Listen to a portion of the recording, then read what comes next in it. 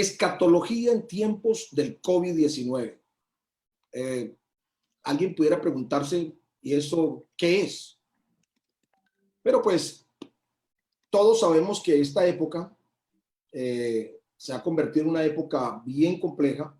Hace alrededor de 6 meses que empezó toda la situación del COVID-19 en China. Recuerdan ustedes que tal vez a mediados de noviembre ya empezó en China la situación con el virus, pero el mundo se enteró de esta catástrofe a principios de año, a principios de enero del 2020. La gente, los países del mundo se enteraron que había un nuevo virus, pero cuando la gente se enteró ya parece que había corrido por muchas partes del globo terráqueo. Esta situación al principio se pensó que era una cuestión muy local, ¿cierto? Eso es en China, los chinos, ellos porque comen esto, bueno, la gente sacaba muchas cosas, pero poco a poco, de acuerdo a la aldea global en la que nos encontramos y todos la forma como viaja la información y como en breves horas nosotros podemos recorrer el mundo entero. De modo que en fracción de días, lo que empezó en China ha llegado a más de 186 países del mundo. Entonces, la Organización Mundial de la Salud va a decir que esto es un problema que se salió de las manos, que ya no es una cuestión local, sino que es una cuestión global y por lo tanto declaran la pandemia con respecto al coronavirus, como se le conoce realmente. Una vez que se declara la pandemia, entonces vienen los gobiernos a ir tomando medidas para tratar de mitigar un poco ya la situación y a la vez evitar la expansión del virus. Porque se dieron cuenta que el virus es mortal y a la vez no es mortal. Mortal en tanto que las personas que reciben el virus, que se contagian, si tiene alguna enfermedad previa que tenga que ver con su situación, con su aparato respiratorio, por ejemplo, problemas coronarios, obviamente es caldo de cultivo para que el virus pueda matar a la persona. Y no es porque tomando las medidas necesarias podríamos evitar el contagio, el lavado de manos, el aislamiento social voluntario, muchas cosas. Pero vienen entonces las medidas y más de medio mundo quedó confinado socialmente a través de una cuarentena que abarcó, repito, más de 100 países del mundo. Esto implica entonces que al paralizarse el mundo en términos laborales, en términos económicos, en términos sociales, en términos de actividades constantes, esta situación detiene también el mundo en términos económicos. Y en la medida que va avanzando la situación, vamos viendo cómo se va empeorando. De modo que se cierran los estadios, se cierran los lugares de concentración masiva, pero también se cerraron las iglesias. Cosas que nosotros nunca nos imaginamos ni soñamos que pudiéramos llegar a vivir, y menos en una época como esta. Aunque todos estamos esperando al Señor, en nuestra mente obviamente se encuentra esa esperanza del arrebatamiento y por lo tanto nos tomó de alguna manera por sorpresa una cosa de estas, generando cierto tipo de reacciones, tanto espirituales como psicoemocionales, tanto en pastores como en creyentes en general. Y dadas las circunstancias, entonces las redes sociales se llenaron de comentarios. Ahora ya mucha gente predijo que esto iba a suceder, ya salieron los que predijeron, los profetas, los apóstoles, y todo el mundo diciendo que esto ya lo sabían, que ya lo habían anunciado, que Dios se los había revelado, que era un sueño, que no sé qué, y se generó una hecatombe escatológica alrededor del tema del COVID-19. Porque muchos incluso piensan que ya estamos en el gobierno del anticristo. Sin embargo, pues las pruebas que presentan todavía no nos da pues esa certeza completa. Igual algunos otros han llegado a la conclusión que esta pandemia es un juicio de Dios. Dios está airado con el mundo y airado con la iglesia, porque si es un juicio, imagínense cuántos de nuestros compañeros pastores en algunas otras partes del mundo y cuántos creyentes nos han muerto a causa del COVID-19. Cosas que efectivamente no tienen mucho sentido, pero cada vez que el mundo se ha visto envuelto en situaciones parecidas, entonces surge toda una proliferación de interpretaciones escatológicas a la luz de los acontecimientos. Pero ¿qué es la escatología? Tengo 15 minutos más o menos para poder hacer un paneo general. La escatología se conoce como el estudio bíblico, en este caso, de las últimas cosas que han de suceder. La palabra escatología viene del griego escatos, y esa palabra, o es escatos, escatos significa último, fin, posterior, ¿de acuerdo? En la Biblia todo obedece a un propósito. Parece que Dios nada creó sin que tuviese un propósito. Si eso es verdad, entonces Dios es el que dirige el curso de la historia. Y por lo tanto, todo lo que Dios ha dicho tendrá que cumplirse. Y para eso se encuentra entonces una sección de lo que llamaríamos la teología general, que se llamaría entonces la escatología, que sería el estudio de los últimos acontecimientos. Ahora bien, para entenderlo, tenemos que saber que por lo menos existen 3 a 4 escuelas, mínimo de 3 a 4 escuelas de interpretación escatológica. Yo voy a mencionar 3 de ellas, que son como las más relevantes. Tenemos la escatología preterista. Cuando hablamos de escatología preterista, estamos hablando de un sector amplio de intérpretes que dicen que todas las profecías, y especialmente las del Apocalipsis, son cosa del pasado. Es decir, que no tienen nada que ver con el futuro. ¿Sí?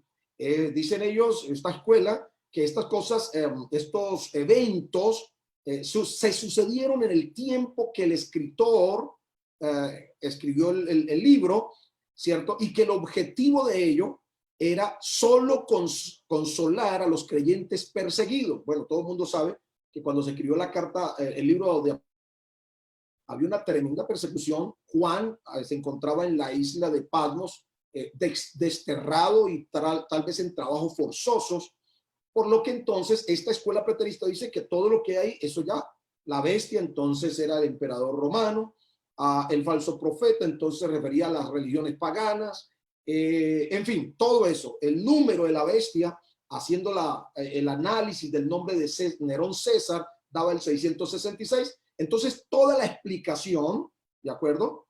Toda esa explicación se le daba desde esta escuela al libro de Apocalipsis, al libro de Daniel y a todo lo que tiene que ver con la escatología. Hay una segunda escuela que se conoce como la escatología futurista.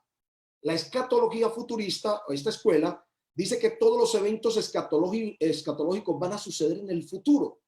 Un futuro cercano, en un corto breve de tiempo, o sea, un tiempo breve, perdón, ¿cierto? Previa a la venida del Señor. Es decir, que si de aquí al 2021 va a venir el Señor, todas las profecías tendrían que cumplirse en el año 2020 y parte del 21 previa a la venida del Señor.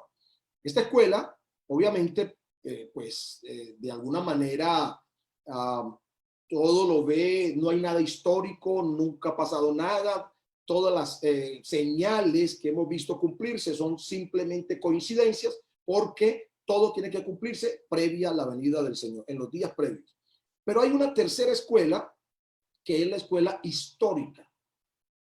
En esta escuela se dice que la intención de los escritos escatológicos era predecir algunos eventos que representaban la época entera de la iglesia desde sus inicios hasta el final. Va a decir esta escuela que cada evento demuestra una especie de rompecabezas donde cada pieza tiene que armonizar de una manera estructurada, debe encuadrar perfectamente hasta la victoria final de los santos de la iglesia, ¿sí? Esta forma de escatología abarca algunos aspectos de la futurista, ¿sí?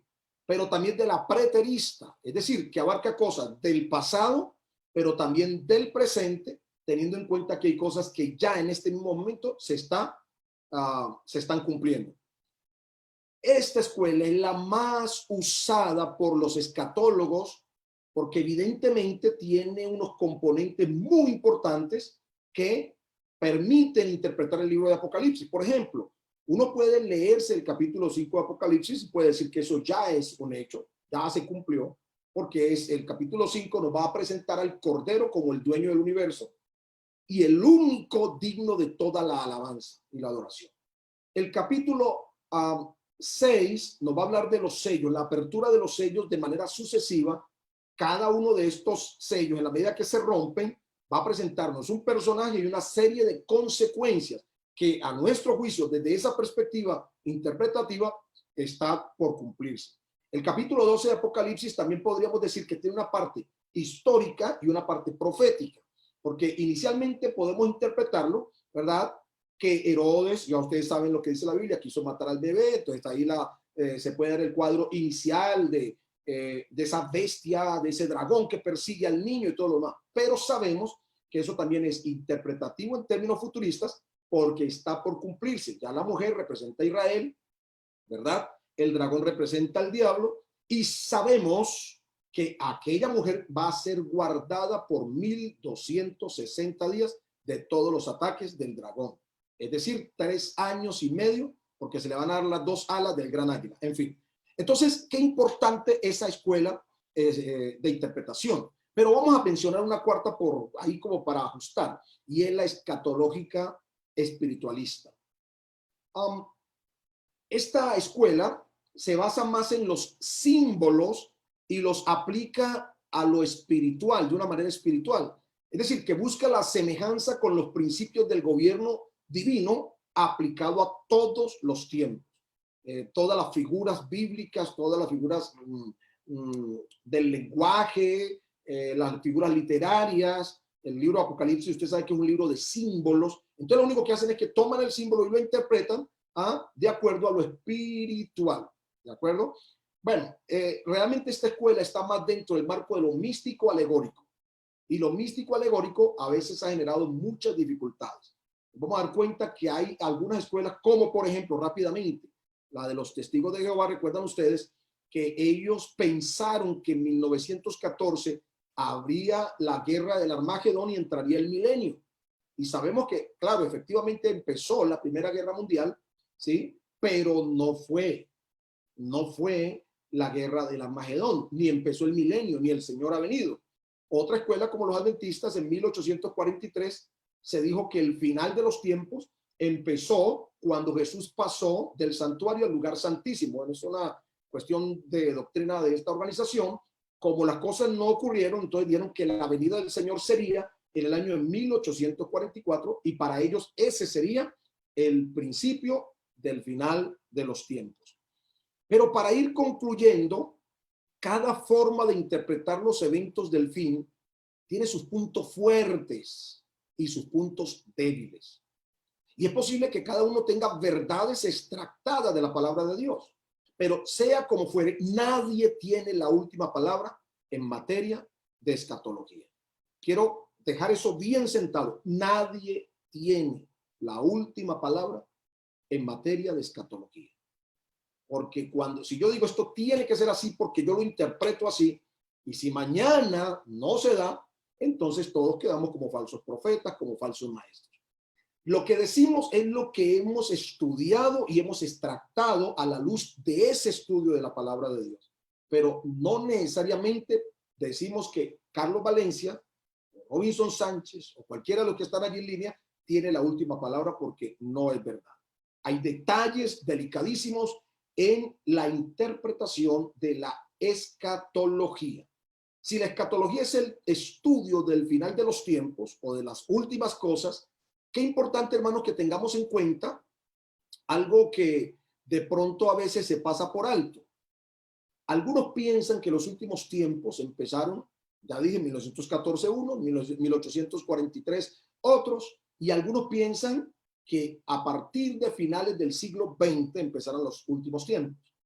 Pero bueno, yo tengo muy malas noticias para los que piensan así. Hechos capítulo 2, verso 17 nos va a decir cuándo empezaron los últimos tiempos. Y voy a pedirle el favor a algunos hermanos que están allí. Voy a pedirle el favor, si ustedes son tan amables, hermano Rolando, si tienen la Biblia allí, la forma de leerla, me vas a buscar Hechos capítulo 2, verso 17, para ver cuándo empezaron los últimos tiempos. Bien, Hechos 2:17 dice lo siguiente. Y en los postreros días, dice Dios, Desde el derramaré, verso 16, por favor. desde el 16 dice, mas esto es lo dicho por el profeta Joel, y en los postreros días, dice Dios, derramaré de mi espíritu sobre toda carne, y vuestros hijos y vuestras hijas profetizarán, vuestros jóvenes verán visiones, vuestros ancianos soñarán sueños. Y de cierto sobre mis siervos y sobre mis siervas en aquellos días derramaré de mi espíritu y profetizarán. Hasta ahí Y, nomás. Gracias. ok, Muy amable, hermano Rolando. Bueno, ustedes, todo el mundo aquí, pentecostal, sabe lo que pasó en Hechos 2, ¿verdad? En Hechos 2 vino el derramamiento del Espíritu Santo el día de Pentecostés. La gran multitud se agolpó a preguntar qué era. Y el apóstol Pedro, puesto de pie, empieza explicando: esto que ustedes están viendo y oyendo hoy es lo que dijo el profeta Joel. ¿Qué fue lo que dijo el profeta Joel? En los postreros días, en los últimos tiempos, Dios derramará de su espíritu. Es decir, que los últimos tiempos, estimados, empezaron desde el día de Pentecostés. ¿Cómo les parece? Es decir, que todo el periodo de la iglesia son los últimos tiempos. Lo que pasa es que dentro de ese marco de los últimos tiempos hay últimos tiempos de últimos tiempos de últimos tiempos. El apóstol Pablo va a decir: en los postreros días, dice el Espíritu, habrán hombres amadores de sí mismos, avaros, vanagloriosos, soberbios, todo lo que ustedes ya saben. Primera Timoteo capítulo 3. Y en el capítulo 4 dice: pero el Espíritu no dice que en los postreros días, es decir, dentro del marco de los últimos tiempos hay mucho más últimos tiempos. A nosotros parece que nos tocó vivir lo último de los últimos tiempos. Digo yo, parece. Ahora, ¿cuáles serían los temas escatológicos? Ya voy a terminar para empezar a abrir el espacio. Hay una cantidad de temas escatológicos en la Biblia. Yo les voy a mencionar a lo menos 11, rápidamente, solamente a mencionarlos, de paso. Primero, las 70 semanas de Daniel. Segundo, Israel. Israel es un tema escatológico. El arrebatamiento de la iglesia, tema escatológico. El anticristo o la bestia, o el hombre de pecado, o el hijo de perdición, o el inicuo, o el príncipe que ha de venir. Bueno, en fin, todos esos epítetos. El anticristo, la gran ramera, la gran tribulación, la segunda venida de Cristo, el Armagedón, el milenio, la muerte del ser humano y el lugar intermedio y la condenación. Cosas como esas, todo esto son temas escatológicos y repito, hay muchos más, pero simplemente como estamos haciendo un esbozo general, quería hacerles esa ambientación para que ustedes puedan entenderlo. Tengo un puntito allí, no sé si de pronto me alcanza el tiempo, ya mejor los 15. Señor moderador, ¿puedo continuar? Bueno, gracias. Para poderles solamente hablarles, yo no le voy a hablar de la venida del Señor ni una cosa porque seguramente ustedes van a hacer las preguntas, pero sí quiero hablarles un poquito de algo que me asombra sobremanera, y es el Armagedón. Es el Armagedón. Porque la pandemia generó un confinamiento social en todo el mundo. Las iglesias, en términos de sus lugares de predicación, se cerraron, pero ahorita estamos llegando a mucha más gentes. Yo estaba mirando a algunos compañeros, pastores que conozco, sus iglesias son de 15, 20 creyentes, pero cuando están transmitiendo en Facebook, hasta 100 personas se les conectan. Es decir, que hemos multiplicado el alcance de la predicación a través de las redes sociales. Ojo, eso puede ser una señal, porque será predicado este evangelio del reino en todo el mundo para testimonio a las naciones, y entonces vendrá el fin. De otra forma, difícil. A través de esta red ahora estamos llegando donde muchos jamás hubiéramos podido llegar. Pero quiero hablar del Armagedón. ¿Por qué quiero hablar del Armagedón? Hay algo interesante aquí. Primero, el Armagedón es una batalla que se librará al finalizar la gran tribulación. Yo estoy saltando todo para llegar allá. Lo que pasa es que tengo unos datos que quiero compartirles y seguramente les van a servir para los que estos días han estado enseñando escatología en sus iglesias. Es la batalla que se librará para finalizar la gran tribulación. Recuerde que la gran tribulación se conecta con la batalla de Armagedón y la batalla de Armagedón se conecta con la segunda venida de Cristo visible y gloriosa. Eso viene concatenado una con la otra. La pregunta entonces es, ¿qué tan cerca? Yo estaba en un panorama general. ¿Qué tan cerca estamos del Armagedón? Seguramente muchos de ustedes han investigado que existe un reloj que se le conoce como el reloj del fin del mundo, ¿verdad? Eso fue noticia hace 4 meses, 5 meses, en enero. Se habló, son todas las noticias, CNN, Caracol, RCN, todas las noticias pasaron algo sobre esto. Este reloj, llamado el reloj del fin del mundo, fue creado en el año 1947, después de que se dio fin a la Segunda Guerra Mundial. Y cada vez que nos encontramos en peligro de una guerra nuclear, la comunidad científica atómica adelanta ese reloj, ¿verdad?, para demostrar lo cerca que puede estar la extinción de la raza humana. Extinción porque ellos saben que el poderío atómico nuclear que tiene el mundo, como dijera Pedro J. Tijera en los años 70, un escatólogo puertorriqueño, él decía que lo que tiene el mundo en términos de armas atómicas podrían destruir esta tierra 1 y 30 veces más. Es decir, que la destruirían ahora, la dejarían repoblar y volverían a destruirla, y así hasta 30 veces con todo el armamento nuclear que existe hoy en el mundo. Y ojo con esto, que es muy importante. Hasta enero de 2020, 4 meses más o menos, ¿no? De enero a febrero, marzo, abril, mayo, 4 meses. Hasta enero de 2020, ese reloj, escúcheme bien, ¿sí?, se encontraba en un punto, porque ellos dicen que lo tenían con 5 minutos hacia las 12 de la noche, es decir, la hora cero o la medianoche le llaman ellos. Que en el momento que eso toque aquí es porque empezó una guerra mundial, y esa guerra mundial va a acabar con la humanidad, de acuerdo a los científicos atómicos, los que trabajan en esta área. Ahora bien, ojo con esto que es muy importante.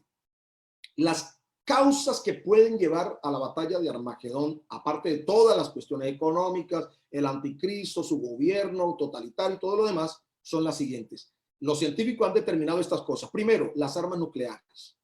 Segundo, el cambio climático. Tercero, la inteligencia artificial. Cuarto, la biotecnología. Y quinto, las nuevas pandemias. Hasta el 20 de enero, 24 de enero, que se reunió esta comunidad científica a dar la noticia al mundo que se habían adelantado 120 segundos a ese reloj, todavía no se hablaba de pandemia. Y ellos incorporan en esas causas posibles de la batalla de Armagedón, repito, las armas nucleares, el cambio climático, la inteligencia artificial, la biotecnología y las nuevas pandemias que amenazan con el posible enfrentamiento de las potencias del mundo por el control. Increíble. Ahora sí, vamos al punto. El 24 de enero de este año 2020, el reloj fue adelantado, 20 segundos, no fueron 2 minutos, 20 segundos, fueron 20 segundos, indicando con esto que el año 2019, desde 1945, el año 2019 fue el año en que más cerca estuvimos de la medianoche, es decir, de la extinción de la raza humana. Usted dirá, ¿cómo así? ¿Por qué nosotros nos damos cuenta? Bueno, a veces escuchamos noticias muy generalizadas y a veces los noticieros se enfocan solo en X noticias que llaman la atención y que vende, pero este tipo de cosas muy pocas veces se está anunciando. El año 2019 fue el año en que más cerca estuvimos de la hecatombe nuclear. Entonces, ellos adelantaron esos 20 segundos, porque ya lo está manejando por segundo y no por minutos, hacia la medianoche de ese reloj. Y tenga datos, 30.000 armas nucleares tienen Rusia y Estados Unidos. Entre ellos dos tienen 30.000 ojivas nucleares. Francia tiene alrededor de unos 400 cabezas nucleares. China, y son datos fresquitos de 2014, esto es investigación de 2014, China tiene entre 200 y 400 armas nucleares.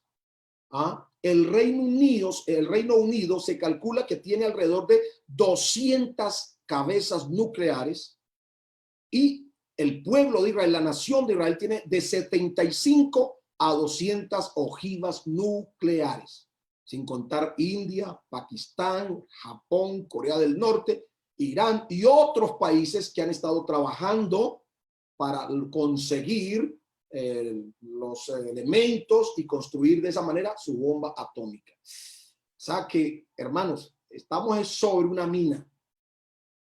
una mina peligrosa. Y escúcheme para terminar ya, ahora sí, de verdad. La bomba que cayó, ustedes recuerdan que en el año 1945, para poner final a la guerra mundial, a la Segunda Guerra Mundial, el único país del mundo que ya utilizó armas nucleares contra otro es Estados Unidos. Y Estados Unidos utilizó contra Japón 2 bombas nucleares del año 45. Una cayó sobre Nagasaki y la otra cayó sobre Hiroshima.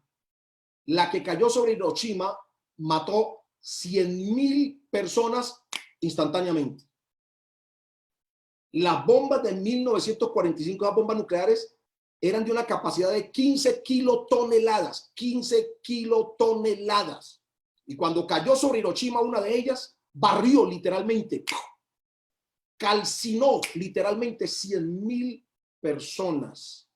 Ustedes han visto las noticias cuando recuerdan ese evento, el hongo que se levantó con esa bomba atómica. Barrió del mapa 100.000 personas y era solo de 15 kilotoneladas. Pero según las informaciones, las armas nucleares que tienen hoy los países, las potencias, escúchenme por favor, son de 200 kilotoneladas. Es decir, 185 veces más destructiva que las 2 bombitas que cayeron sobre Hiroshima y Nagasaki en el año 1945. Si la de 15 toneladas barrió 100.000 personas en un momento, imagínate qué podrá ser una arma de estas 185 veces mucho más poderosas que las que mataron 100.000 personas en el 45. Pero la información más tremenda es que ya hoy algunos países como Estados Unidos tienen, según dicen algunos informes, tienen una bomba o tienen bombas de 1 megatonelada, es decir, 1.000.000 de veces más poderosas que la que estalló en Hiroshima y Nagasaki. Con razón Jesús dijo, y si aquellos días no fuesen acortados, nadie sería salvo, porque la batalla de Armagedón será la batalla más feroz de toda la historia de la humanidad. Y esas palabras, nadie sería salvo, parece que no se refieren en el sentido escatológico, sino a la sobrevivencia, porque muchas de estas armas serán utilizadas en la batalla del Armagedón. Zacarías nos va a decir que habrá un arma que va a hacer que la gente estando de pie, la piel se le derrita, la lengua se deshaga en la boca y los ojos se fundirán en las cuencas. Esa puede ser una bomba de hidrógeno, una bomba química. Hermanos, gracias a Dios, porque nosotros para el momento de la batalla de Armagedón tenemos promesas gloriosas de que no estaremos allí, porque Jesucristo pagó el precio y no nos ha puesto para ira, sino para alcanzar salvación por medio de Jesucristo. Gloria a Dios. Hermano Johnny, o ¿cuál de ustedes, mis hermanos, modera? Aquí estamos. Este era como el panorama general. Creo que me eché como 30 minutos. Me van a disculpar, pero bueno, tenemos un espaciocito para algunas preguntas. Amén. Bueno, gracias al Señor. Muy bueno la ponencia, hermano Carlos. Una bendición.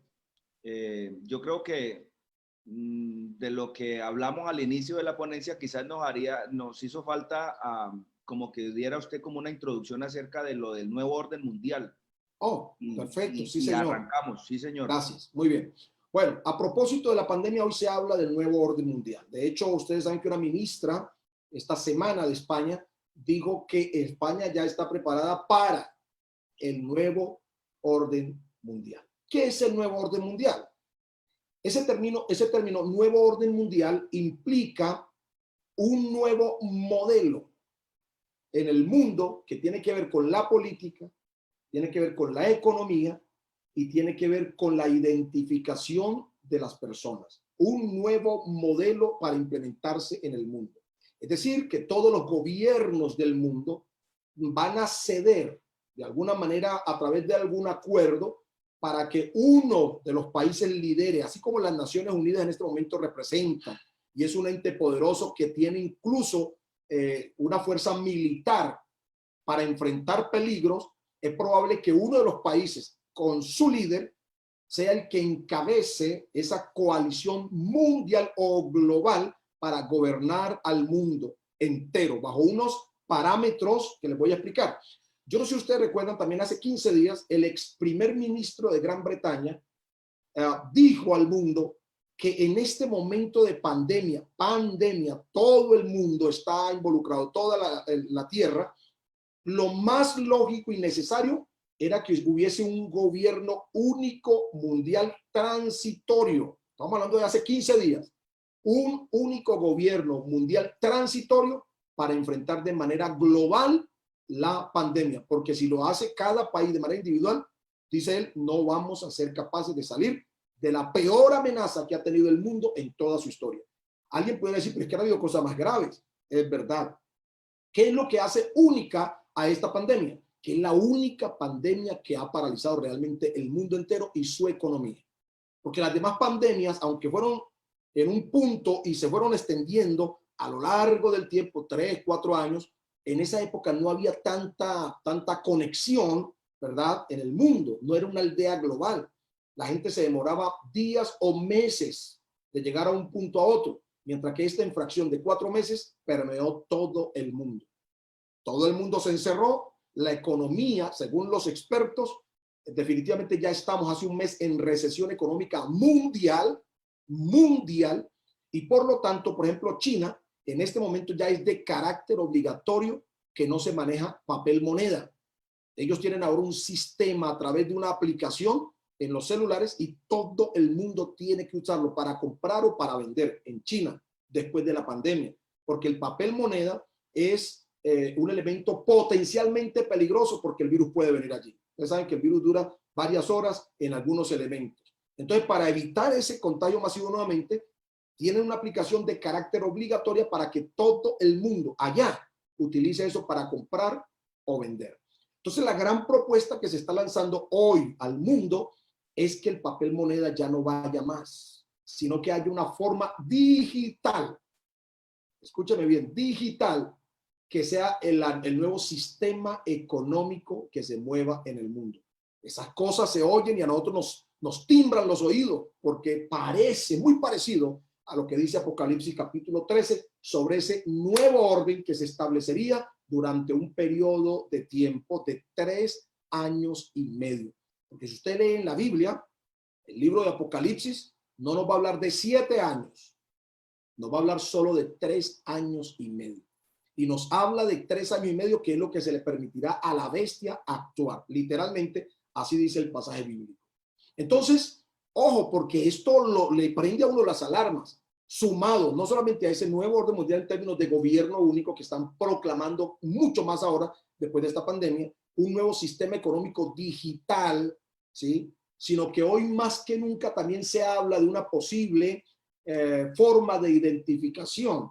No sé si ustedes han dado cuenta que hace alrededor de 4 o 5 años en Estados Unidos se ha venido trabajando en una especie de tatuaje con una tinta invisible que se coloca de una manera subcutánea y que solo puede ser leída con un aparato electrónico. Ya están haciendo pruebas incluso en niños, precisamente para evitar situaciones como la pandemia, para crear los anticuerpos, para una cosa y para la otra, y eso se ha venido probando como un sistema de identificación y a la vez de protección para los habitantes de esta aldea global. Básicamente, mi hermano, así, a grosso modo. Muchas gracias.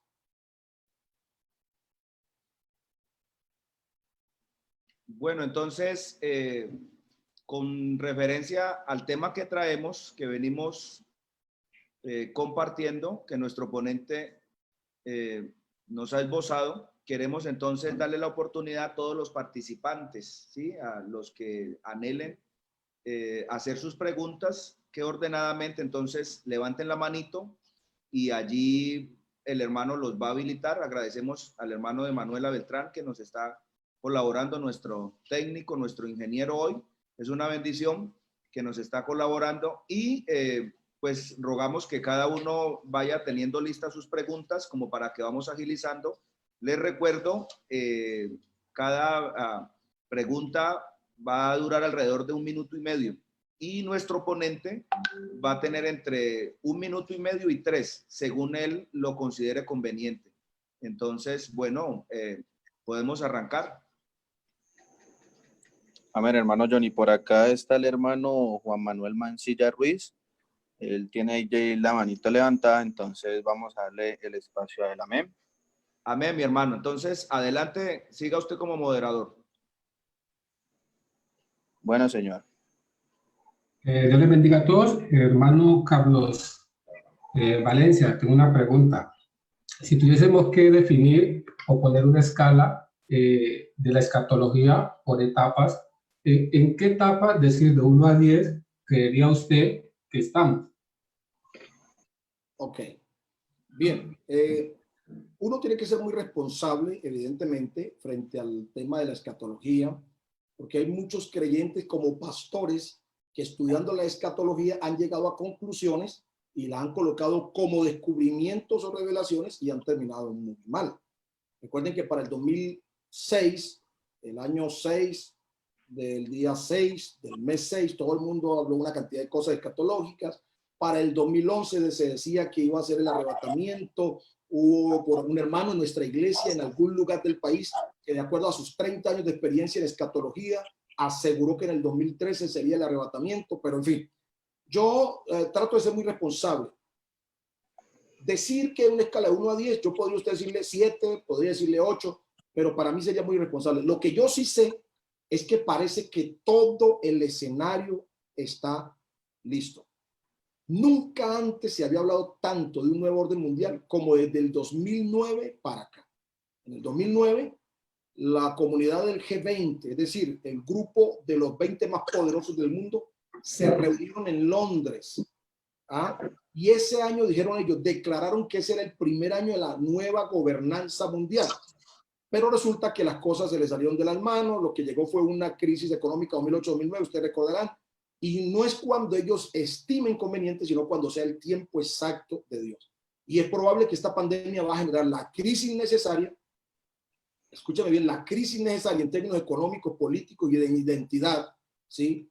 Para que todo ese escenario empiece a funcionar. Es probable, pero no me atrevo a decirte una escala porque sería irresponsable de mi parte generar una falsa expectativa en un momento dado.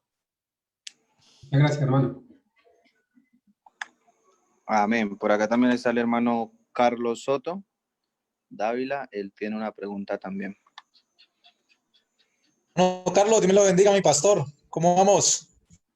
Muy bien, gloria a Dios. Bueno, saludar a Rolo, por ahí lo veo a Rolando, hermano Johnny, a Gasca, a todos los pastores que estén por ahí, a todos los hermanos que están ahí también conectados, les saludo en el nombre del Señor. Hermano Carlos, agradezco esa posición, muy clara la posición y la ponencia. Tengo 2 preguntas precisas. La primera, con relación a la gran tribulación, y la segunda con relación al milenio. La primera es, en este momento, bajo estas circunstancias que estamos viviendo, como usted decía ahorita, muchos escatólogos están en redes sociales y la iglesia, pues, ve todo un poquito, ¿no? Todo lo que aparece en las redes sociales, pues la iglesia ve, se queda un rato viendo a esos predicadores, a los pastores o a esos escatólogos. Yo quisiera, hermano Carlos, que usted de pronto ahí nos diera unos textos específicos a los hermanos, porque nuestras convicciones es que la iglesia no pasará por la gran tribulación. Entonces quisiera de pronto, hermano Carlos, que nos hiciera como un recorderis a los que estamos aquí en la plataforma y los que están en Facebook, ¿cuáles son los textos que afirman que la iglesia de Cristo no pasará por la gran tribulación? La segunda pregunta es con relación al milenio, pero también con relación al pueblo judío. Los judíos que han muerto bajo la esperanza del reinado de Cristo, ¿en qué tiempo serán resucitados? ¿Para el milenio o para el juicio final? Muchas gracias, hermano Carlos. Ok. Bueno, hermano, ok. Importante esas dos preguntas que usted plantea. Con respecto a la primera, es importante entender que hay ciertos eventos, de alguna manera, que nos llaman la atención, ¿verdad? Precisamente a causa de todas las situaciones que estamos viviendo hoy, con respecto, por ejemplo, a la venida del Señor y nuestra reunión con Él. El apóstol San Pablo dice, no vendrá sin que antes se manifieste la apostasía y venga el hijo de perdición. Luego le llama el inicuo, ¿verdad? Es decir, que parece que antes del arrebatamiento debe ocurrir una serie de eventos que tienen que ver con la apostasía en masa. La apostasía tiene que ver con abjurar de la verdadera fe o blasfemar de la fe verdadera. Uno podría preguntar, ¿qué más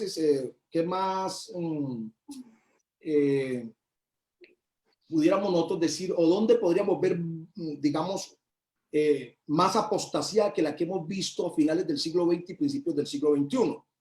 Por ejemplo, yo estaba predicando el domingo y yo decía que hoy el evangelio es un producto, La gente es como los potenciales clientes y hay sermones y mensajes y predicadores y apóstoles y profetas de todos los estilos y para todos los gustos, ¿verdad?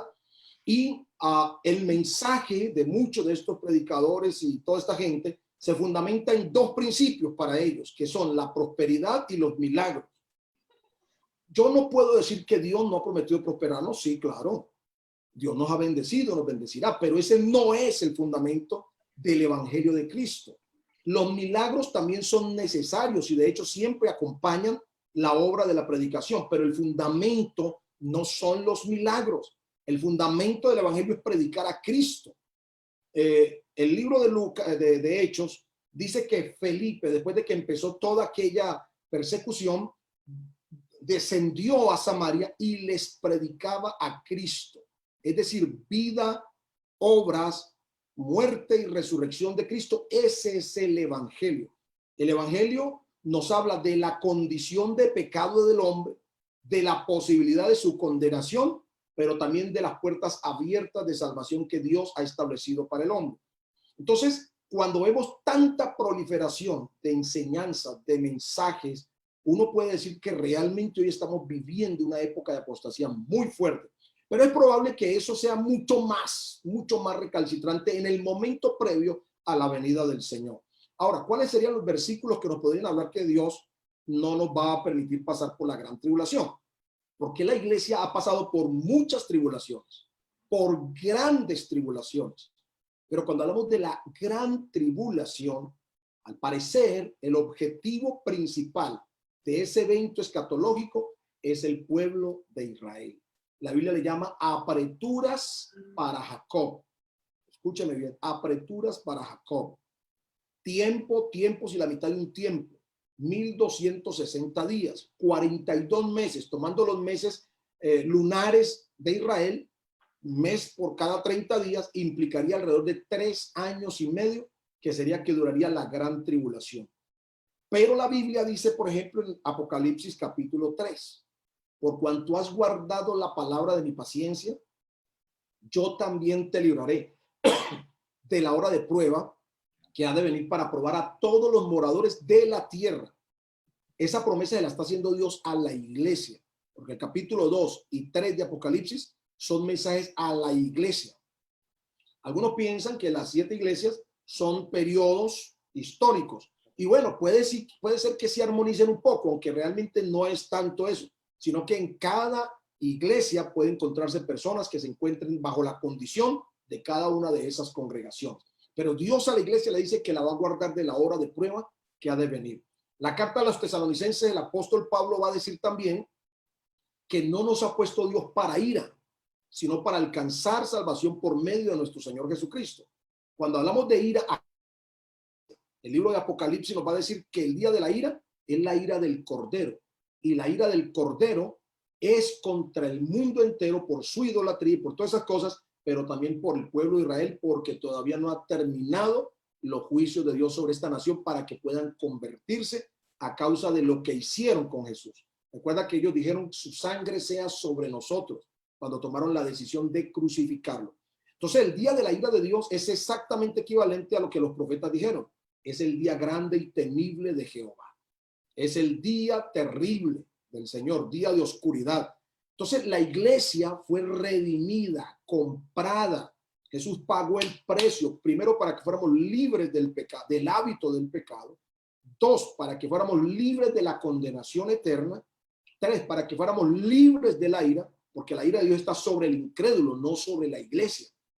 Entonces es muy importante entender que la iglesia como iglesia no va a pasar por la gran tribulación. La segunda pregunta, que fueron 2, la segunda pregunta, usted me pregunta que cuándo van a resucitar los salvos del Antiguo Testamento. Eso es muy complejo ubicarlo específicamente en un punto. Yo he leído mucho escatología y hay algunos escatólogos que dicen eso va a ocurrir inmediatamente, termine la tribulación, no sé qué, puede ser. Yo no me atrevo a colocarlo en un lugar, pero lo único que yo sí sé es que existen solamente 2 resurrecciones, la primera y la segunda. La primera resurrección tiene varias fases. La primera fase ocurrió con Cristo, las primicias. Segunda fase, los que son de Cristo en su venida, es decir, en el arrebatamiento. Y después de Cristo, de la iglesia que sea arrebatada, van a ocurrir una serie de resurrecciones. Por ejemplo, la de los 2 testigos. Recuerden que van a ser muertos y van a estar por 3 días en la plaza principal de Jerusalén y Dios los va a resucitar. Luego se van a resucitar los 144,000 que probablemente sean muertos en medio de la gran tribulación. Capítulo 7 son escogidos, capítulo 14 se encuentran con el Cordero en el monte de Sión, mientras que todavía está pasando la gran tribulación, ¿verdad? Van a resucitar luego los que se encuentran bajo el altar. ¿Se acuerdan aquellos que piden al Señor hasta cuándo no juzga la sangre de ellos sobre el mundo y se le dan vestiduras blancas? Toda esa gente es la que se salva. Va a haber una resurrección también de los patriarcas del Antiguo Testamento. Es decir, que no puedo ubicarlo cronológicamente en un punto específico, pero sé que en ese proceso, después del arrebatamiento, hasta finalizar la batalla de Armagedón, la batalla de Armagedón con la segunda venida de Cristo, tienen que ocurrir esa serie de arrebatamientos o de resurrecciones porque forman parte de la primera resurrección. Nadie más podrá resucitar sino en la segunda resurrección, que es la del juicio frente al trono blanco.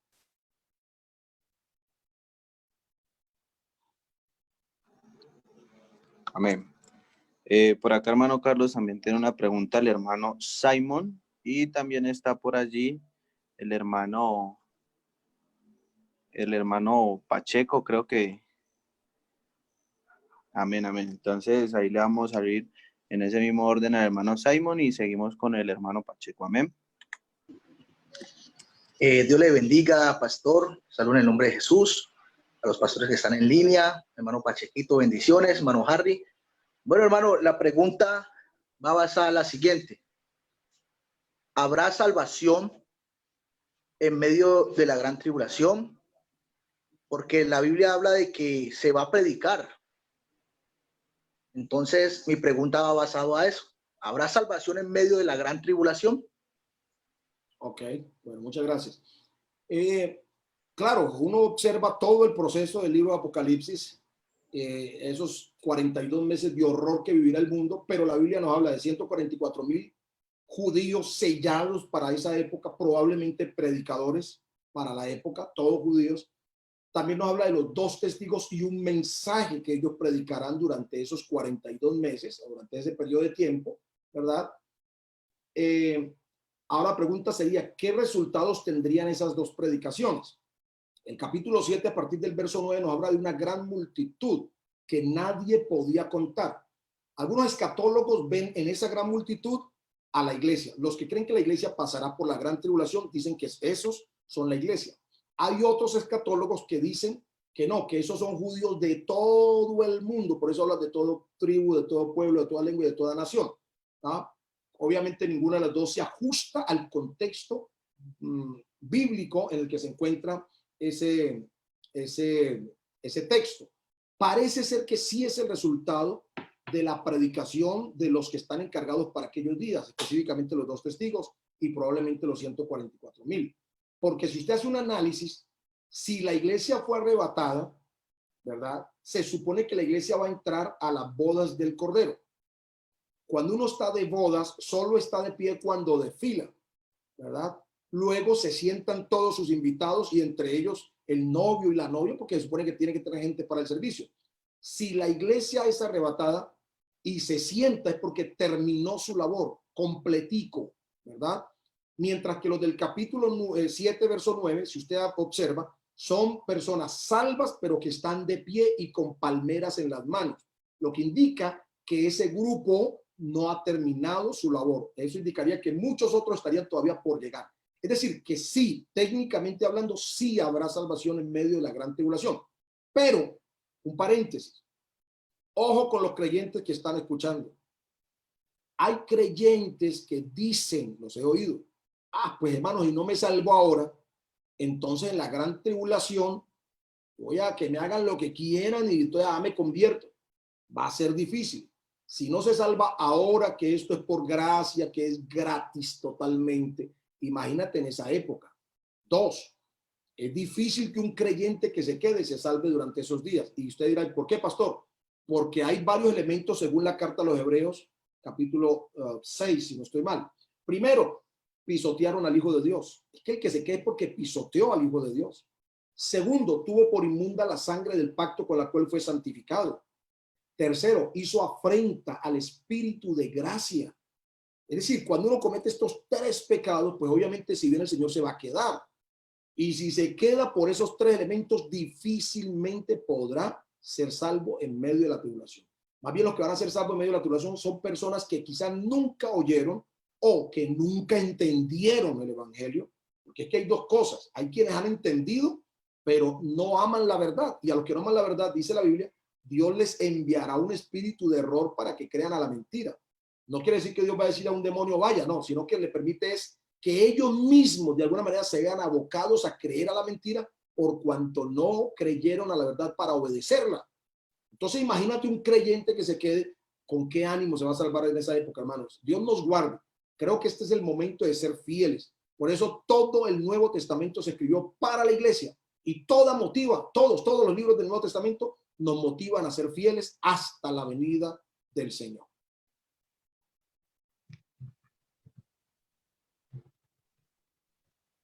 Aló, Dios les bendiga a todos. Saludo para todos en el nombre de Jesús. Mis pastores, hermano Rolando, hermano Johnny, hermano Robinson, hermano Carlos Elías. Por ahí vi también al hermano Diego Gasca, hermano José Garcés. A todos Dios les bendiga. Y a Simon y a los hermanos que conozco, paz de Cristo para todos. 2 preguntas, maestro Carlos Valencia. Primera, la Biblia en el mensaje de las 7 iglesias de Asia tiene algo particular que muchos dicen que son promesas para la Nueva Jerusalén, ¿no? Y como unas habilidades especiales. Por ejemplo, le dice al que venciere, se sentará en el trono conmigo. Otra habilidad, por ejemplo, que dice que se le da un nombre oculto, y sabemos que los nombres en Israel tienen un significado especial, ¿no? Significado con ciertas habilidades. Entonces, no sé si eso tenga que ver, todo lo que dicen las iglesias de Éfeso, tiene que ver con esos premios que tendrá los nuevos, los redimidos, los salvos en la Nueva Jerusalén. Y la segunda pregunta está enmarcada en el mensaje de la iglesia de la Odisea. Muchos dicen que como la iglesia en el primer siglo pasó una persecución muy grande y también pasó un avivamiento muy grande, que eso va a pasar también en la iglesia a final del siglo. Lo que va a pasar es que habrá un enfriamiento, una tibieza espiritual muy grande, pero también habrá un avivamiento muy grande. ¿Usted qué nos puede decir? Yo le bendiga. Muchas gracias. Okay. Gracias, hermano Pacheco. Bueno, 2 preguntas. La primera, usted me dice que si esas promesas que están allí son para los creyentes de la Nueva Jerusalén, ¿no? Básicamente. Pues yo diría que todas las promesas que se encuentran en el capítulo 2 y capítulo 3 a las 7 iglesias que representan la iglesia en general son para todos los creyentes, porque también podría entrarse una pequeña discusión escatológica alrededor de la Nueva Jerusalén. Algunos piensan que la Nueva Jerusalén es una ciudad literal que va a descender físicamente, mientras que otros piensan que la Nueva Jerusalén realmente es la iglesia glorificada, ¿sí? Por algunos elementos que se encuentran en el capítulo 21 de Apocalipsis. Entonces es como un poquito complejo porque depende de la inclinación que tú tengas hacia una de esas dos interpretaciones, porque no hay más. Teniendo en cuenta que el libro de Apocalipsis se escribió en símbolos y que habría que interpretar cada símbolo en su contexto para poder comprenderlo. Pero esa promesa es para todos los creyentes de todos los tiempos. Todos los salvos tienen esas promesas. Porque aunque estaban divididas en Asia Menor, esas 7 congregaciones, aunque había muchas más, sin embargo el Señor escogió esas 7 por las características, ¿verdad?, que ellas tenían y que de alguna manera nos representan a todos, a la iglesia de todos los tiempos. Entonces es para ustedes, para mí, el que venciere. Y note usted que siempre habla del que venciere, es decir, el que logre llegar fiel hasta la venida del Señor. La segunda pregunta, recuérdeme bien, ¿cuál es? Por favor, me abran el micrófono, no lo escucho. Tiene que ver con la iglesia de la Odisea. Ok, que dice, perfecto. Ajá. Ok, gracias. Bueno, vuelvo y repito, eso depende. Si usted cree, o el escatólogo cree, que ese mensaje de esas 7 iglesias es de una manera histórica, es decir, que Éfeso representó la iglesia del primer siglo, que Esmirna representó la iglesia del segundo hasta el tercer siglo, que Pérgamo representó la iglesia del cuarto hasta el siglo XV, que bueno, si uno cree en ese tipo de interpretación, obviamente que entonces podríamos pensar que la Odisea es la iglesia de hoy. Toda la iglesia del Señor hoy sería la Odisea. Estaríamos perdidos, hermano. Porque la Odisea es la iglesia que reclama sus derechos antes de que el derecho del Señor. La iglesia de la Odisea es rica. La iglesia de la Odisea es una que tiene unos vestidos esplendorosos. La iglesia de la Odisea ha sacado al Señor de allí. Por eso es que Él está a la puerta llamando. Si lo tomamos de esa manera histórica, literalmente, yo hace muchos años lo interpretaba de esa forma. Creo que, vuelvo y repito, armoniza de cierta manera, pero no en su totalidad. Por eso tiene sus dificultades. Porque entonces la iglesia de la Odisea seríamos todos nosotros hoy. Ay, hermano, sería muy grave. Demasiado grave, porque a esa iglesia no le da ningún elogio. Y se le da una promesa a ver si de pronto uno que otro que escuche la voz del Señor. No. Yo sí creo que la iglesia ha tenido sus cuadros, sus momentos, así como a principios del siglo XX empezó ese gran avivamiento, ese nuevo Pentecostés que ha durado hasta el día de hoy. Es probable que de allá, 100 años acá, más o menos, que han pasado de Pentecostés de este último siglo y el que estamos viviendo, han habido sus altibajos. En medio de la iglesia siempre hay gente avivada y hay gente que parece avivada. Hay gente que tiene nombre de que vive pero está muerta. Hay gente que tiene ojos pero no ve, ni siquiera usa el colirio. Entonces yo lo miro más bien desde esa perspectiva. La iglesia de la Odisea, como la iglesia de Éfeso, como la iglesia de Esmirna, todas de alguna manera están inmersas en la misma iglesia. Haga el análisis en la congregación. Una congregación donde le asistan unos 50, 100, 500, 1000 personas. Entre esos creyentes hay gente como de Éfeso, con un amor, pero hermano, bueno, un amor no, un trabajo, gente activa, evangeliza, van bien, pero el motor inicial, eso que de verdad debería moverlos, que es el primer ágape, no está presente. O sea, son muy activos, pero no tienen amor real. No los impulsa un verdadero deseo de que Cristo sea honrado. Hay iglesias actualmente, hermanos, que están pasando por tribulaciones terribles, necesidades angustiosas, tipo Esmirna. Es decir, que eso se puede mirar dependiendo de cómo usted interprete. Si lo interpreta de una manera histórica o si lo interpreta de una manera literal. Es decir, que en cada congregación se encuentra eso, o que a veces incluso hay congregaciones que pueden estar dentro del marco de una de esas 7.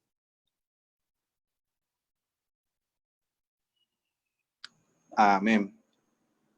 Hermano Carlos, por acá hay una pregunta en Facebook. Voy a permitir leerla, de Diego Mosquera. Él pregunta, se habla que el Papa Francisco el 14 de mayo del 2020 se reunirá con las 10 potencias mundiales y líderes religiosos. ¿Se puede hablar referente al tema? Bueno, no sabemos si realmente lo vaya a hacer pues, con las cosas como están, aunque tampoco ha anunciado de que no la vaya a hacer. Efectivamente está programada una reunión para el 14 de mayo de este año del Papa y los principales líderes del mundo. Según el Papa, sus propias palabras, el propósito es crear una nueva educación, ¿sí? Establecer las bases para una nueva educación en el mundo, bueno, varias cositas así. Pero también se cree que es una reunión muy ecuménica donde se va a tratar de manejar el acercamiento entre las diversas religiones del mundo, porque ustedes ya saben que él ya lo hizo con el imán, uno de los de Irán, por ejemplo, ya tiene un acercamiento con algunos líderes musulmanes, etc. Pero también, ojo, porque la reunión es con políticos del mundo. El Papa hace 2 años hizo un llamado al mundo para que entrara en función el nuevo orden mundial. Entonces nosotros no sabemos realmente cuál sea la esencia de esa reunión. Hay que esperar a ver qué sale de allí. Y, por supuesto, hay una curiosidad. Recuerden que el 14 de mayo es la fecha que se celebra el nacimiento de la nueva nación de Israel. En el año 1948, el 14 de mayo de 1948, se dio origen a la nueva nación de Israel, al pueblo de Israel, como país. Las Naciones Unidas votaron a favor para que se constituyera el nuevo país de Israel. Raro, ¿no? Porque es la misma fecha, el cumplimiento de años, creo que el año 72 del pueblo de Israel. Amén. Por acá también tiene una pregunta, el usuario se llama iPhone. Vamos a darle el espacio ahí para que haga su pregunta. Juan Manuel también está pidiendo la palabra, Juan Manuel Mancilla, creo. Hace rato está por ahí pidiendo la palabra, no le he puesto la manito, pero bueno. Dios les bendiga. Mi pregunta es, ¿la iglesia qué papel va a jugar en el juicio del Gran Trono Blanco? Y si va a pasar por el Gran Trono Blanco, ¿sobre qué será juzgada? Porque esto será después del arrebatamiento. Ok. Bueno, hermano, ahí aparece iPhone, sí. Sí, Jader. ¿Cómo Jader? Ajá, sí, señor. Bueno, hermano Jader, vean. La iglesia no va a pasar por el trono blanco, ¿sí? Pero la iglesia sí va a estar. Va a estar presente en el trono blanco. Ya le explico esto. En el arrebatamiento, ¿qué va a pasar? Lo primero que la iglesia va a pasar después de que sea arrebatada es por el tribunal de Cristo. El tribunal de Cristo es una especie de plataforma en la que Dios o el Señor Jesús va a valorar, ¿sí?, nuestro trabajo como siervos, como servidores de Él. Porque recuerde que hay 3 juicios para el cristiano. El primer juicio es como pecador, ¿sí? El primer juicio es como pecador y ese lo hizo Cristo en el Calvario. Un cristiano fiel al Señor, aunque cometa sus errores y aunque peque de alguna manera, mientras sea fiel al Señor, nunca jamás será juzgado como pecador, a no ser que se aparte del camino. El segundo juicio es su juicio como hijo. Jesús dice que Él azota a todo aquel que recibe por Dios, dice que lo castiga, que lo corrige. Y ese juicio empieza en la vida del cristiano desde el día en que se entrega al Señor hasta el día en que se muere o hasta el día que venga el Señor. Por eso aquí mismo recibimos correcciones a veces del Señor. Pablo, escribiendo la carta a los Corintios, capítulo 11, primera, hablando de la cena del Señor, dice que los que comen la cena del Señor indignamente comen juicio y bebe para sí. Y luego dice, si somos castigados por el Señor, no seremos castigados con el mundo. Es decir, que como hijos, Dios nos corrige aquí en esta vida presente. Pero ¿cómo nos va a evaluar a nosotros nuestro trabajo? Por ejemplo, nosotros que somos pastores, ustedes como creyentes que les tocó servir al Señor, que el evangelismo, los que tienen los dones, los talentos, una cosa y la otra, obviamente que Él tiene que evaluar qué hicieron ustedes con eso, qué hicimos nosotros con aquello también. Entonces vamos a estar frente al tribunal de Cristo, donde se va a evaluar cuáles fueron las verdaderas motivaciones de nuestro servicio. Si el servicio de cada pastor, si el servicio de cada creyente obedecía más a su propio egoísmo, a su egolatría, a buscar la fama, a que la gente le diera reconocimiento, le diera los aplausos, o de verdad fue servicio a Dios y a la iglesia y que el nombre de Jesús fuera glorificado. No solamente cuáles fueron sus motivos, sino cuál fue la calidad de su trabajo, sobre qué edificó su servicio, en hojarasca, madera, oro, piedras preciosas o plata. Entonces, ante el tribunal de Cristo se van a entregar, son galardones de acuerdo al trabajo que se haya hecho para el Señor con los dones, ministerios que hayamos recibido. Frente al trono blanco solo estarán, de acuerdo a Apocalipsis capítulo 21, los perdidos. Porque entre otras cosas, la única vez que se habla del trono blanco se encuentra en Apocalipsis capítulo 21. Todos los que están frente a ese trono blanco son gente perdida. Aunque el texto dice el que no se halló inscrito en el libro de la vida fue lanzado. Pero noten ustedes que no hay una sola promesa allí de salvación para nadie. Más bien nos dice a nosotros todavía. Dice bienaventurado, ¿verdad? El que venciere, porque heredará todas las cosas. Es decir, antes de allá, ya tenemos que haber vencido acá. ¿Cómo es que la iglesia va a estar en el trono blanco y no frente? Al frente estarán los reos, pero la Biblia dice que nosotros juzgaremos al mundo.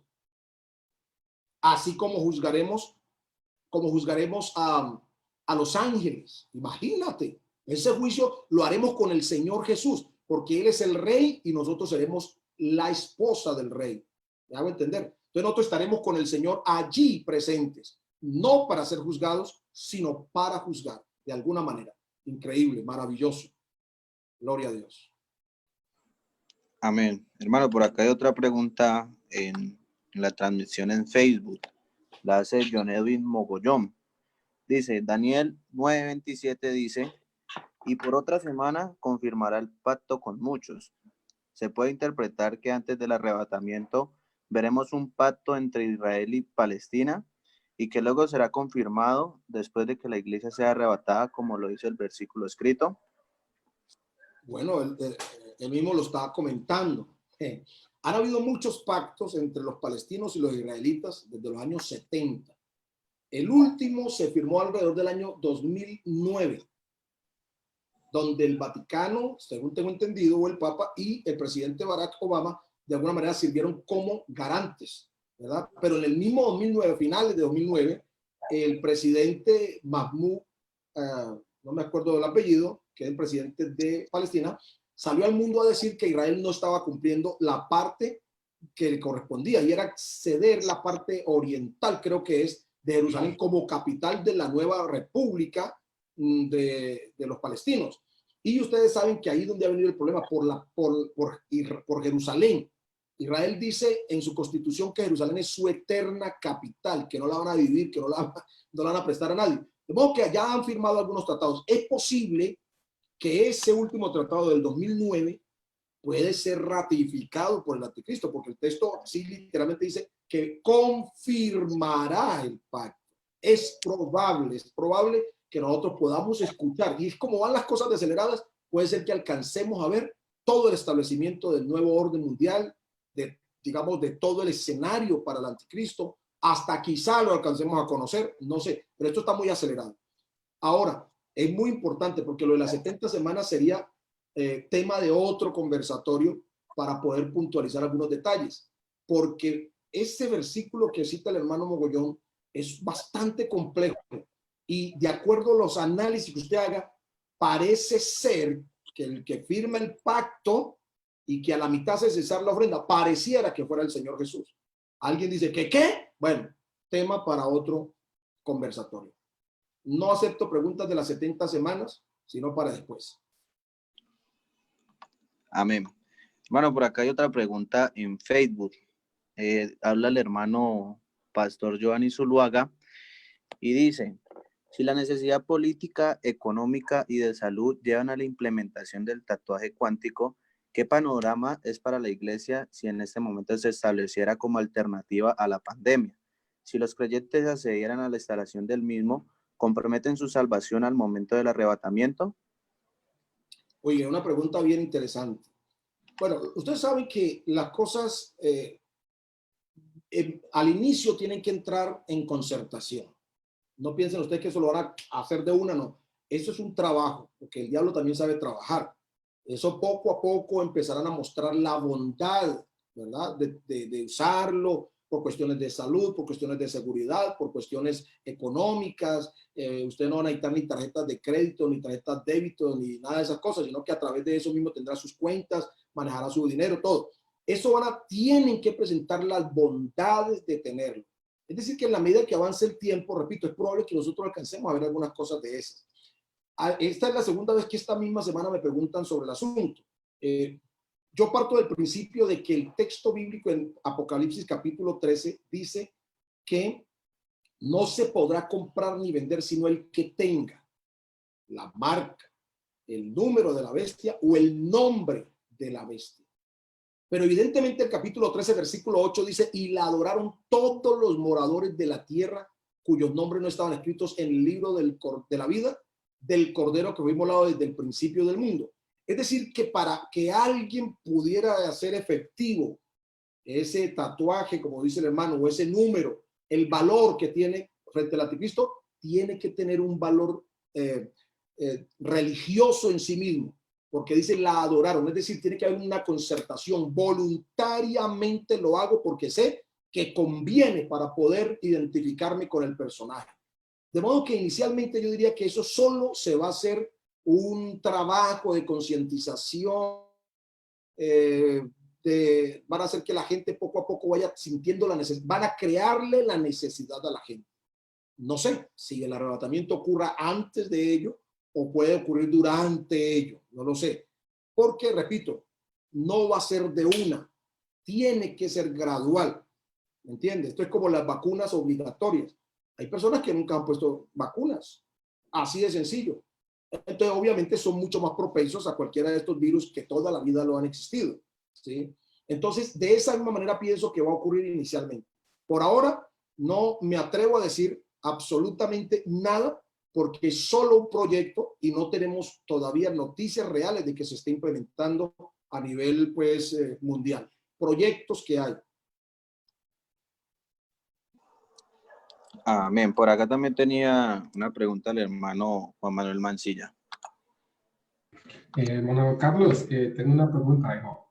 Con base, pues, al capítulo 7, que hizo el hermano Simon la pregunta, y pues, hasta donde tenía entendido, pues, que en sí está hablando de Israel, porque está hablando de las 12 tribus, ¿ya? Quisiera que me aclarara un poquito ese punto. Y la otra pregunta es, ¿la iglesia en el milenio va a estar junto con Cristo aquí en la tierra?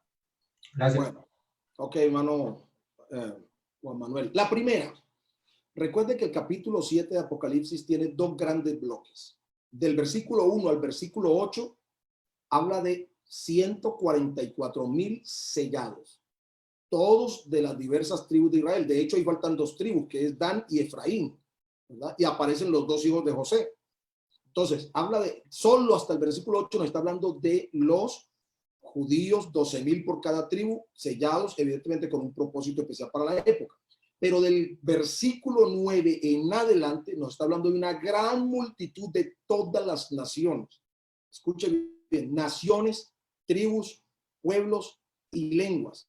Nunca a Israel se le menciona desde esa perspectiva. Desde esa perspectiva siempre menciona a los gentiles, ¿sí? A los gentiles, tribus, lenguas, no sé qué, pero Israel solamente, porque de hecho recuerden que Israel durante la tribulación, muchos van a morir, algunos van a ser preservados, y es al final de la gran tribulación, terminada la batalla de Armagedón, que Israel como nación, después de milenios, volverá a creer en Jesucristo, o volverá, no, creerá que Jesús es el Mesías. Por eso cuando él se presente al final de la batalla de Armagedón, o cuando ya las cosas estén pues ahí en su situación, Jesús va a descender con la iglesia, sus pies se van a parar en el monte de los olivos, el monte se partirá en dos y los ejércitos armagedónicos que estaban asolando a Israel, Jerusalén y todo aquello, se darán curva, por decirlo así, para coger hacia el lugar donde se hizo aquel gran valle, para enfrentar al que viene, que es a Jesús. O sea, el anticristo era tan iluso que pensará que puede enfrentar a Jesús, y recuerde que allí, entonces la Biblia dice que al caer la tarde habrá luz, y aquí que la sangre de la gente que muera van a correr por 288 kilómetros aproximadamente, y tendrá una profundidad de 1,20 tal vez, es decir, desde el freno de los caballos hasta el suelo. Literalmente lo dice Zacarías, ¿verdad? Para poder dar final a la batalla de Armagedón. Eso será una cosa espantosa. y ellos, los que sean librados, los que alcancen a sobrevivir de la masacre de la tribulación, son los que van a ver a Jesús y le preguntarán, ¿qué heridas son estas en tus manos? Y Jesús le dirá, con ella fui herido en casa de mis amigos. Ezequiel va a decir que de aquel día en adelante conocerán que Él es Jehová su Dios. Lo reconocerán. Por eso van a llorar amargamente, porque fueron 2000 y pico de años casi, o 2000 años, que ellos vivieron en incredulidad. Israel como nación vive en incredulidad todavía. La segunda pregunta, usted me dice que si la iglesia va a estar con Cristo en el milenio, por supuesto. El reino milenial no es una promesa para la iglesia, es una promesa para Israel, porque recuerde que Jesús es el descendiente de David, el hijo de David, y como hijo de David, dice Lucas capítulo 1, a él le darán el trono de David su padre, pero Jesús nunca ha reinado sobre Israel. Entonces el milenio es una promesa que Dios le hizo a Israel y se va a cumplir para Israel, pero por nosotros ser la esposa del Cordero, de alguna manera tendremos derecho. Aleluya. Y vamos a estar con él. Vamos a estar con él ahí. Amén, amén. Por acá hay otra pregunta en Facebook, hermano Carlos.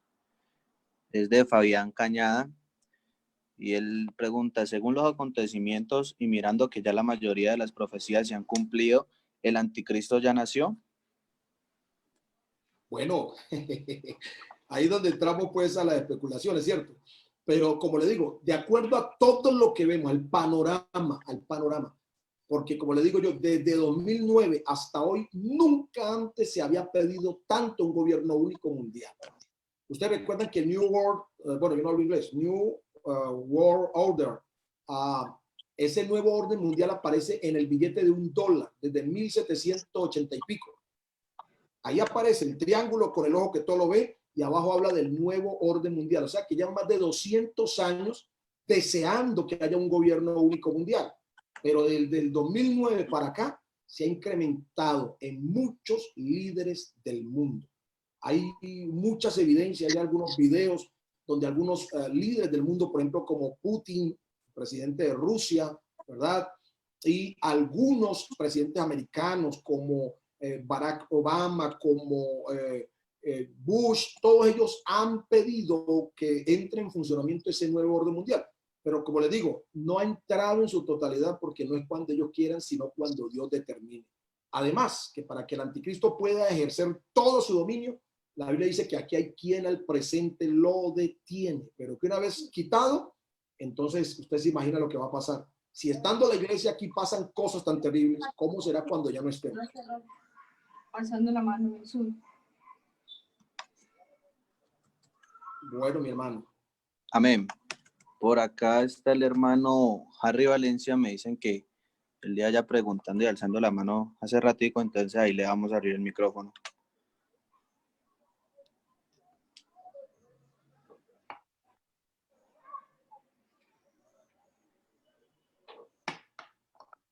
Bueno, Dios les bendiga a todos en esta noche. Por favor, moderador, tenga la amabilidad, me confirma si me está escuchando. Lo que pasa es que tengo no le escuchamos. Un problema ¿Quién con habla? la conexión. Confirme, por favor, si me escuchan.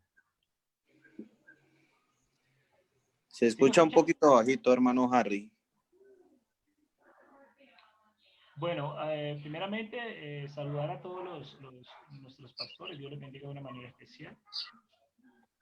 Hermano Carlos Valencia. Bueno, voy a tratar de hablar lo más fuerte que pueda. Ahí mi moderador, ¿sí me escucha? Sí, amén, yo ahí la Confirmen, escucho. por favor.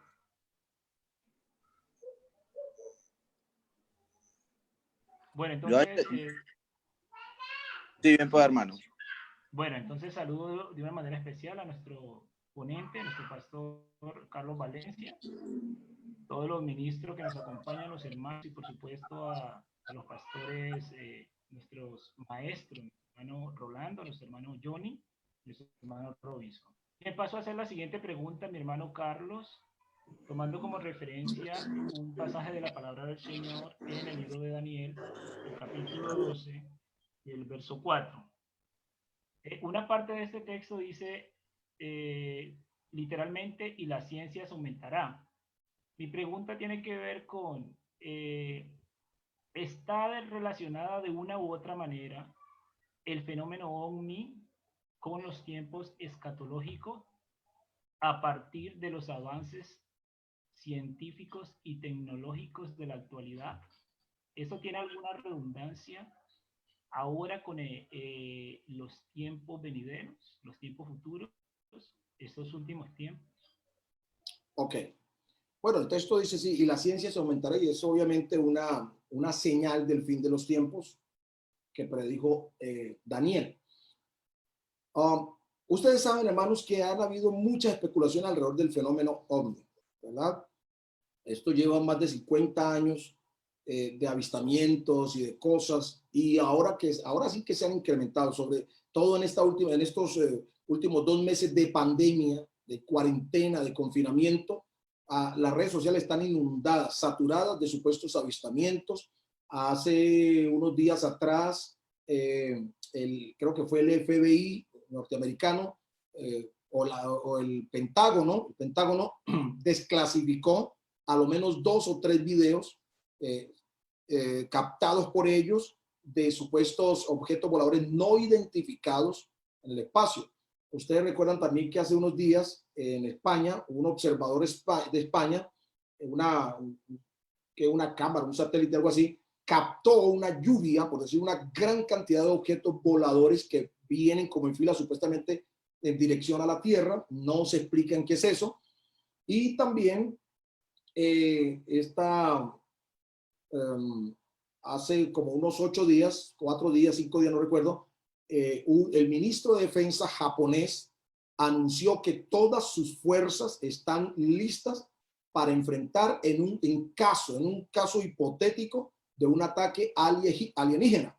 O sea, por primera vez estamos escuchando a los gobiernos del mundo hablar literalmente de alienígenas, de objetos voladores no identificados, etc. Es probable que eso que usted dice, hermano, que la ciencia se aumentará.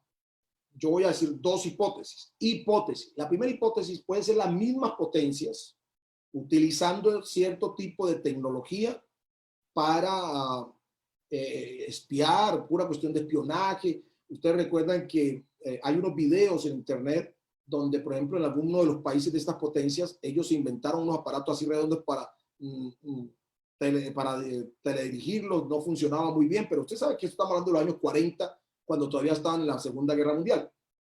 Entonces es probable que eso sean tecnologías usadas para el espionaje a los países. Primera hipótesis. Segunda hipótesis, vamos a suponer que sí, efectivamente hay avistamientos. Es probable que Dios esté permitiendo ese tipo de avistamientos, porque como nosotros hemos dicho hipotéticamente, cuando ocurre el arrebatamiento, ¿qué explicación el anticristo y el mundo le daría a la gente con respecto al arrebatamiento? Porque el arrebatamiento va a generar una gran crisis mayor de lo que se esté viviendo en ese momento histórico. Bueno, podría ser que fue una invasión. O sea, no tendría yo cómo decirte exactamente qué está pasando con eso, porque primero, yo nunca he visto uno.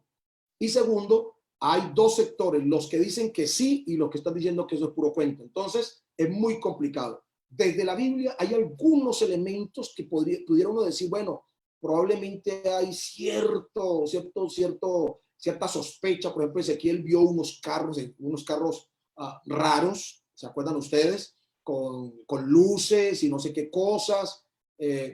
Algunos hablan del carro de fuego que llevó Elías. No sé si también fue una visión para Eliseo o literalmente es un carro. Es decir, son cosas que muchos escatólogos también han tomado para determinar que sí existe quizá otros mundos poblados. Yo no me atrevo porque en la Biblia no encuentro, yo particularmente no encuentro ningún versículo que me hable o me dé la posibilidad de que haya vida inteligente en otras partes. Es posible, pero no lo encuentro en la Biblia y por lo tanto no me atrevo a asegurarlo. Amén. Pero tampoco me atrevo a negarlo. Sí sé que la tecnología de hoy es muy avanzada y hay cosas secretas de las principales potencias. Rusia y Estados Unidos tienen cosas secretas. Usted recuerde que Estados Unidos en esa guerra que tuvo hace poco, no sé si fue con Afganistán, no recuerdo con qué país fue, que soltó lo que le llamaron la mamá de las bombas. No sé si ustedes recuerdan. La mamá de las bombas. Solo tenían secreto. Pero resulta que dicen que Rusia tiene una 10 veces más poderosa que la que Estados Unidos soltó hace poco en una de estas guerras que ha tenido. Entonces, hermano, pueden haber muchas cosas secretas de los países que nosotros no sabemos.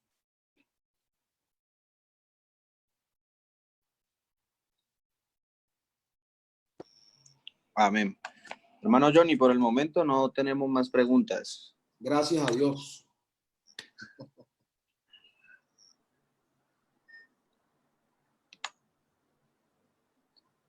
Todavía no lo escuchamos, hermano Johnny.